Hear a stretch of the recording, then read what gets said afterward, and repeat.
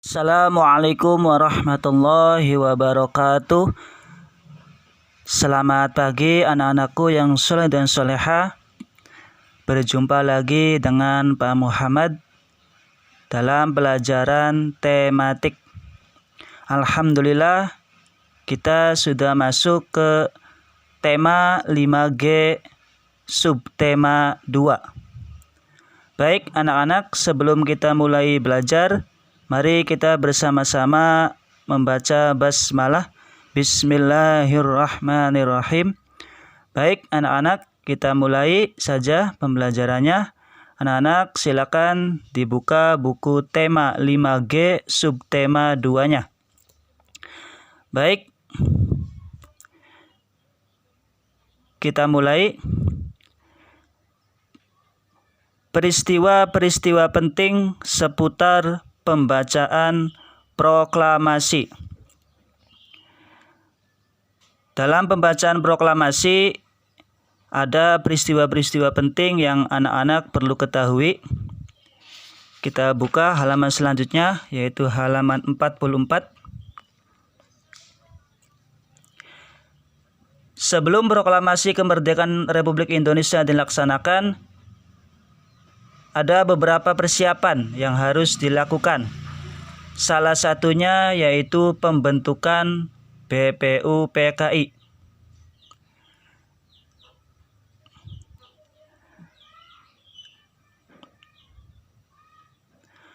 Awal mulanya, kenapa terjadinya pembentukan BPUPKI?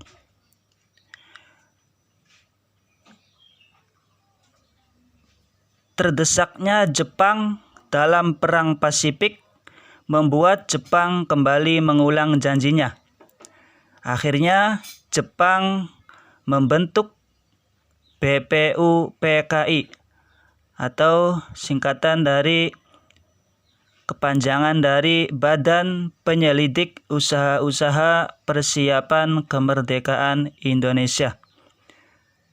Atau nama lainnya dalam bahasa Jepang, BPUPKI itu adalah dalam bahasa Jepang namanya Dokuritsu Junbi Chosakai.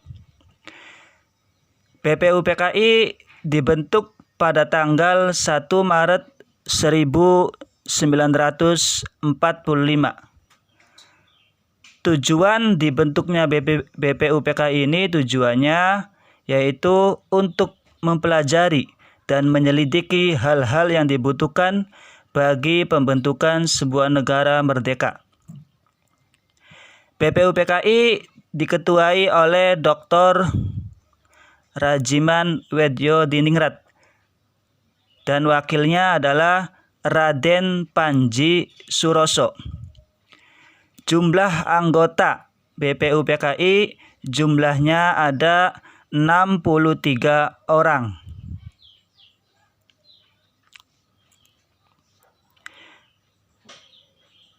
Setelah BPUPKI dibentuk, kemudian BPUPKI membentuk Panitia 9 yang diketuai oleh Bapak Insinyur Soekarno. Dalam rapatnya yang diselenggarakan pada tanggal 29 Mei 1945 hingga 1 Juni 1945, akhirnya pada tanggal 1 Juni 1945 Bapak Insinyur Soekarno mengusulkan nama bagi dasar negara Indonesia, yaitu Pancasila. Bung Karno mengusulkan 5 dasar Pancasila tersebut. Yang pertama isinya kebangsaan Indonesia, yang kedua internasionalisme atau kemanusiaan, yang ketiga mufakat atau demokrasi, dan yang keempat kesejahteraan sosial, dan yang terakhir yang kelima ketuhanan yang Maha Esa.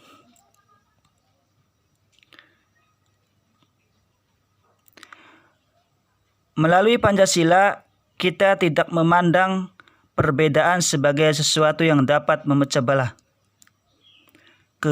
Keberagaman dalam masyarakat Indonesia jadi menjadi ciri khas, jati diri, dan kekayaan bangsa yang harus dipelihara secara bersamaan. Pancasila menjadi kunci keharmonisan dalam keberagaman yang membuat Indonesia tetap bersatu hingga sampai sekarang. Baik, itu mengenai peristiwa-peristiwa penting pada saat proklamasi.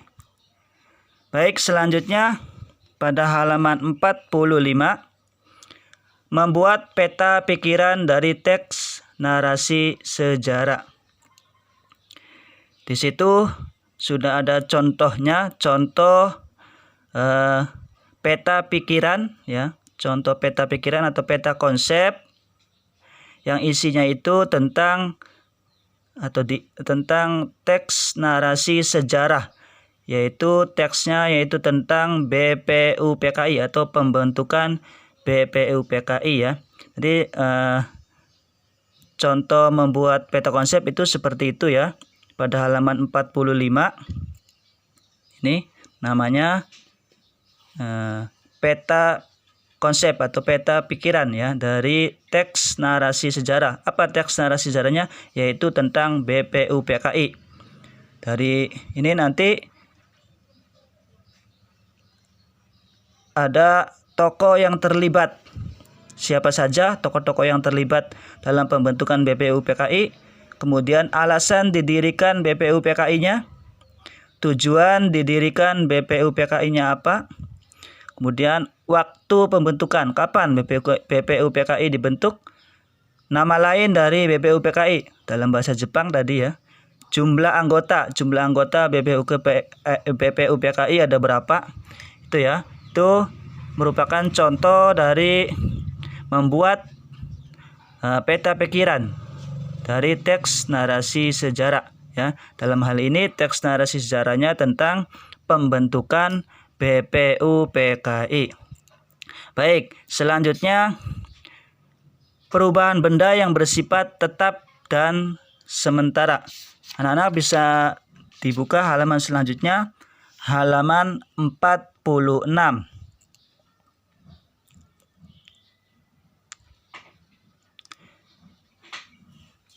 Perubahan wujud benda seperti membeku, mengembun, mendeposisi, menguap, mencair, dan menyublim itu termasuk ke dalam perubahan benda yang bersifat sementara, ya. Apa perubahan benda yang bersifat sementara itu? Adalah perubahan benda yang dapat kembali ke wujud semula. Jadi perubahan benda itu ada dua tadi, ya. Ada perubahan benda yang bersifat sementara, ada perubahan benda yang bersifat tetap. Perubahan benda yang bersifat sementara seperti membeku, mengembun, mendeposisi, menguap, mencair, dan menyublim, itu semuanya adalah perubahan benda yang bersifat sementara, ya. Untuk contohnya, contoh dari perubahan wujud benda yang sementara, contohnya bisa dilihat di halaman sebelumnya, yaitu halaman 45. Contohnya balok es, ya.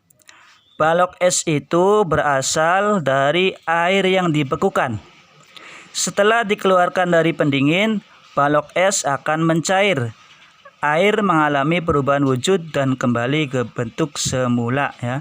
Jadi contoh balok es itu adalah contoh perubahan benda yang bersifat sementara, dari air kemudian dibekukan menjadi balok es, ya. Setelah menjadi balok es kemudian dikeluarkan dari mesin pendingin, akhirnya balok es itu menjadi mencair kembali atau kembali menjadi ke bentuk semula, yaitu menjadi air kembali, ya. Dari air menjadi es batu, kemudian menjadi air kembali. Perubahan itu namanya perubahan benda yang bersifat sementara. Baik. Yang kedua, perubahan benda yang kedua yaitu perubahan benda yang bersifat tetap. Apa artinya? Perubahan benda yang bersifat tetap artinya perubahan benda yang tidak kembali ke wujud semula dan nanti menghasilkan zat yang baru. Contohnya, yang pertama, roti yang berjamur setelah 5 hari dibiarkan di udara terbuka. Contoh yang kedua, beras yang dimasak akan berubah menjadi nasi. Ketika beras yang dimasak itu dimasak menjadi nasi, maka nasi itu tidak akan bisa berubah kembali ke asalnya. Artinya tidak bisa berubah kembali menjadi beras. Contoh yang ketiga, kayu yang dibakar menjadi abu. Abu itu tidak akan bisa kembali lagi ke asalnya menjadi kayu, ya, tidak akan bisa. Nah, perubahan nomor 1, 2, 3, roti yang berjamur, beras yang dimasak menjadi nasi, kayu yang dibakar menjadi abu, itu merupakan contoh perubahan benda yang bersifat tetap. Artinya perubahan-perubahan itu tidak akan kembali ke wujud semula. Bagaimana anak-anak? Sampai sini bisa dipahami? Baik, kalau bisa dipahami, kita lanjutkan ke halaman selanjutnya. Anak-anak bisa lihat di halaman 50. Menceritakan kembali isi teks narasi sejarah, ya. Nanti bisa anak-anak baca teksnya, yaitu pada halaman 51 itu ada teks sejarah tentang peristiwa Rengas Dengklok. Baik, kita langsung ke halaman selanjutnya, yaitu halaman 52. Pada halaman 52 akan menjelaskan tentang ciri khas dan keunikan tarian daerah. Setiap tarian daerah itu pasti memiliki ciri khas masing-masing. Contohnya, Bapak ambil contoh tarian daerah yaitu tari dolalak.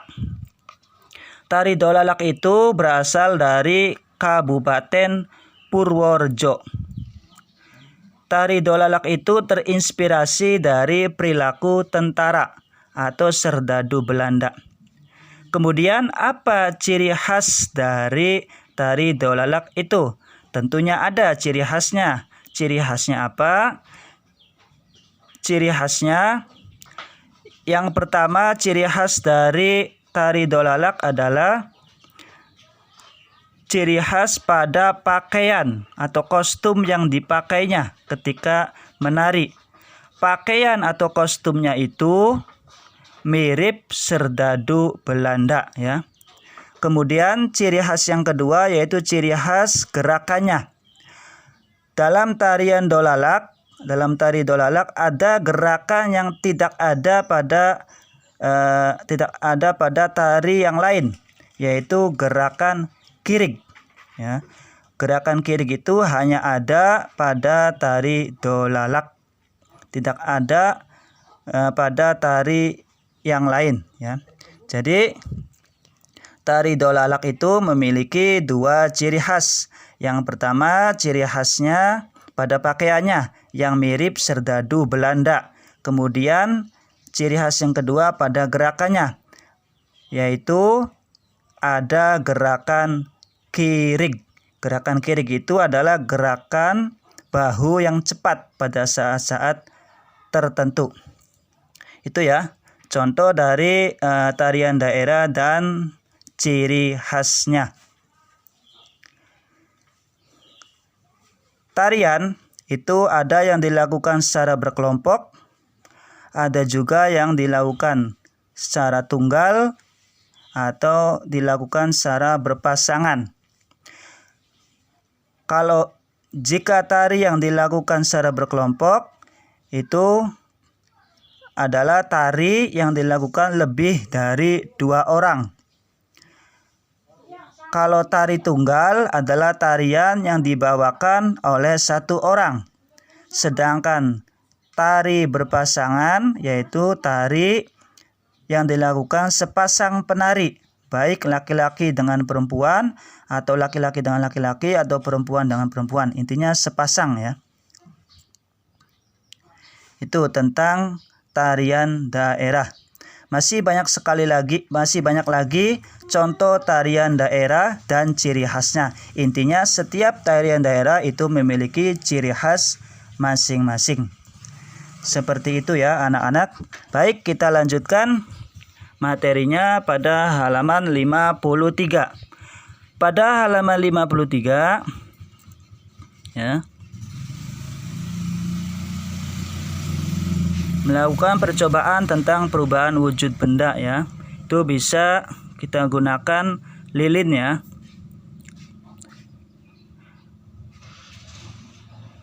Lilin yang kita bakar ya. Lilin itu awalnya kan benda padat, kemudian dibakar. Setelah dibakar, lilin itu nanti akan meleleh atau akan berubah menjadi mencair ya. Tuh contoh percobaan tentang perubahan wujud benda. Baik, selanjutnya pada halaman 57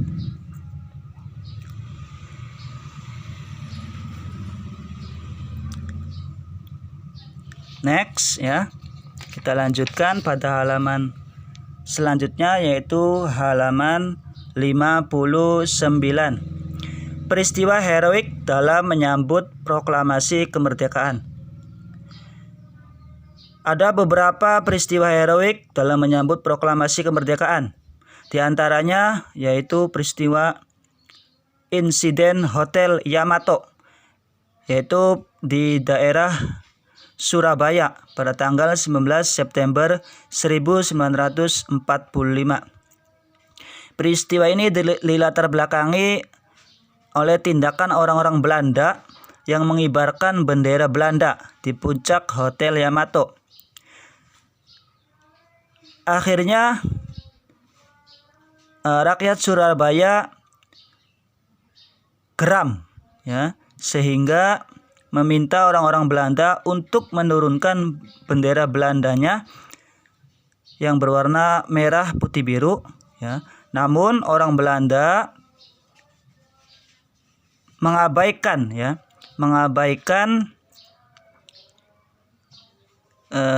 permintaan rakyat Surabaya tersebut agar menurunkan benderanya. Karena orang Belanda tidak ada yang mau atau mengabaikan permintaan dari rakyat Surabaya, akhirnya ada 2 orang pemuda Surabaya menaiki atap Hotel Yamato dan merobek bagian bendera yang berwarna biru sehingga menjadi bendera merah putih ya. Yang tadinya kan bendera Belanda, merah putih biru. Akhirnya dirobek oleh 2 pemuda dengan menaiki atap Hotel Yamato, dirobek bendera yang warna birunya. Akhirnya menjadi bendera Indonesia yaitu merah putih ya. Itu tentang peristiwa insiden Hotel Yamato di Surabaya pada tanggal 19 September 1945. Dan masih banyak lagi peristiwa-peristiwa lain, yaitu diantaranya peristiwa di Semarang pada tanggal 14 Oktober 1945. Kemudian peristiwa di Sumbawa pada bulan Desember 1945. Dan yang terakhir peristiwa di Kalimantan 14 November 1945. Itulah peristiwa-peristiwa yang terjadi ya. Peristiwa-peristiwa heroik yang terjadi dalam menyambut proklamasi kemerdekaan. Baik, selanjutnya manfaat persatuan dan kerukunan dalam keragaman di masyarakat.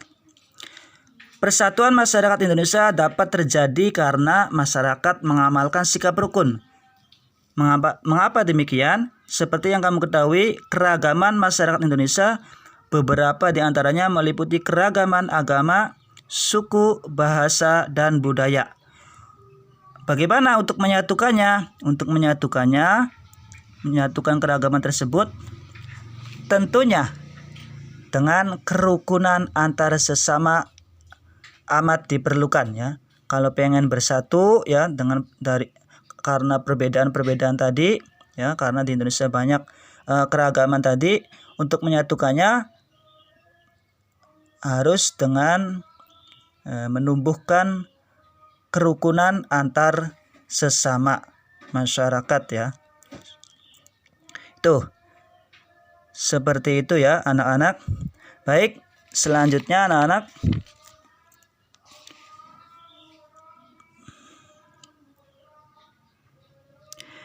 dibuka halaman 63, mengidentifikasi pola lantai dalam tari kreasi daerah.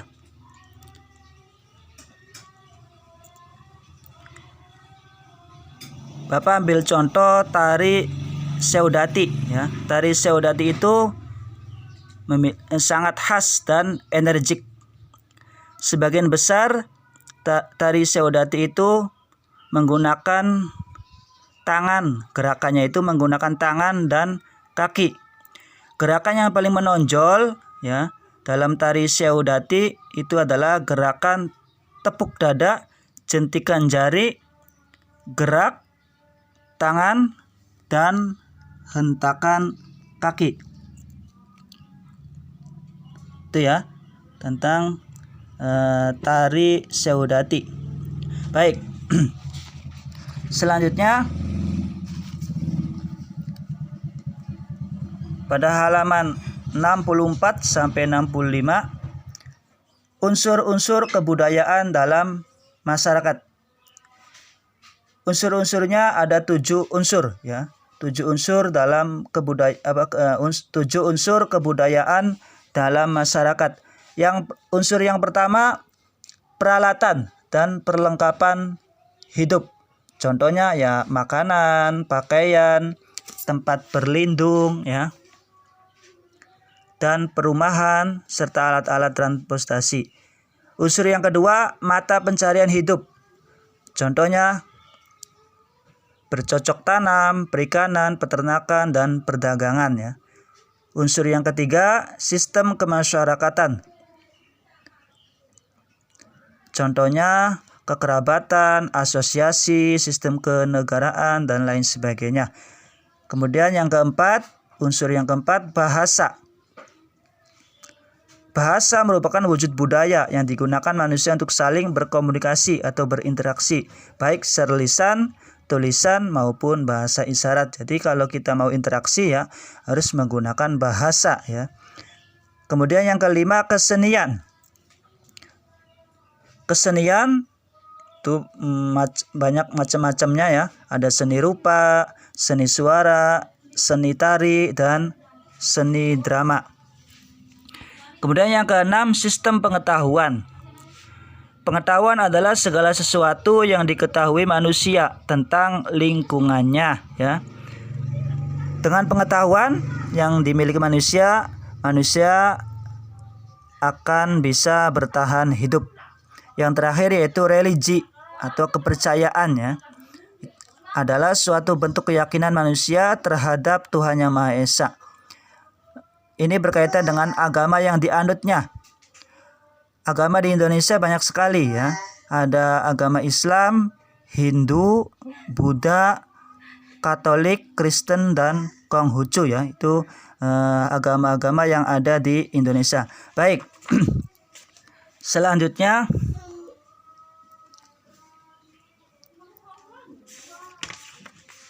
kita lanjutkan.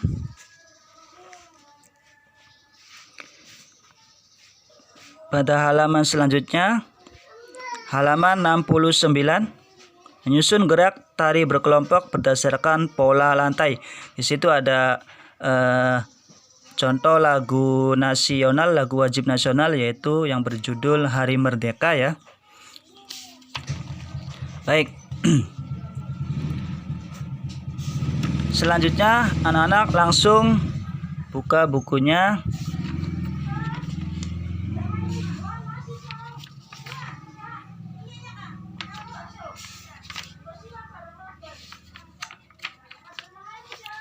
Pada halaman 78